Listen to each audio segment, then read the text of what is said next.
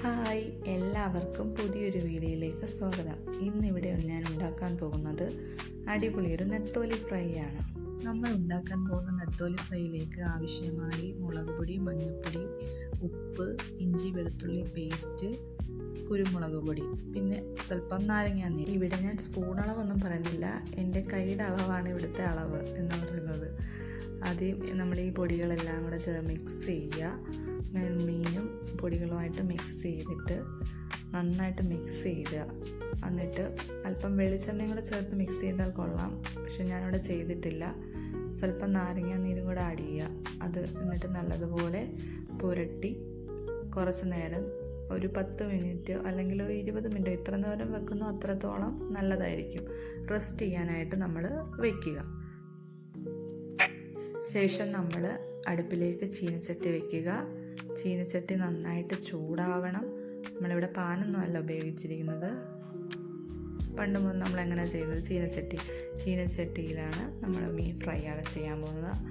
അതിന് വേണ്ടിയിട്ട് ആവശ്യത്തിന് നമ്മൾ വെളിച്ചെണ്ണയാണ് ഉപയോഗിക്കുന്നത്. വെളിച്ചെണ്ണ ഒഴിക്കുക നന്നായിട്ട്. അതിനുശേഷം വെളിച്ചെണ്ണ നന്നായിട്ട് തിളച്ച് വരുമ്പോൾ നമ്മൾ പുരട്ടി വെച്ചിരിക്കുന്ന മീൻ അതിലേക്ക് ഇട്ട് കൊടുക്കുക. ഓരോന്നോരോന്നായിട്ട് ഇടുന്നതായിരിക്കും നല്ലത്. പിന്നെ അന്നേരം ഇളകി വരാൻ നല്ലതായിരിക്കും. പിന്നെ ഞാൻ അല്ലാതെയാണ് ഇട്ടിരിക്കുന്നത്. അതിനുശേഷം എല്ലാം ഒന്ന് സെറ്റായി ഇട്ട് കൊടുക്കുക. മീൻ എല്ലാം ഒന്ന് അങ്ങുമായിട്ട് വിടർത്തി ഇട്ട് കൊടുക്കുക.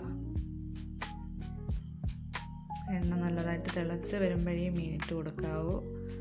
അതായിരിക്കും ഏറ്റവും നല്ലത്. അങ്ങനെ എല്ലാ മീനുകളും നമ്മൾ അതിലേക്ക് ആഡ് ചെയ്ത് കൊടുക്കുകയാണ്.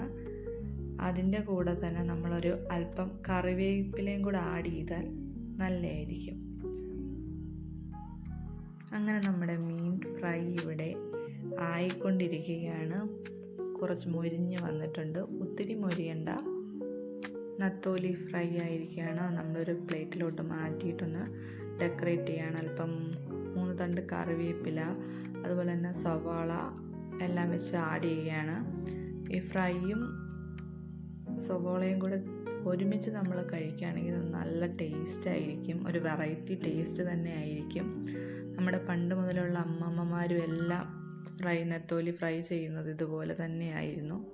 അങ്ങനെ ഫ്രൈ റെഡിയായി. നമ്മുടെ അത്താഴം, രാത്രിയിലത്തേക്കുള്ള അത്താഴം റെഡി.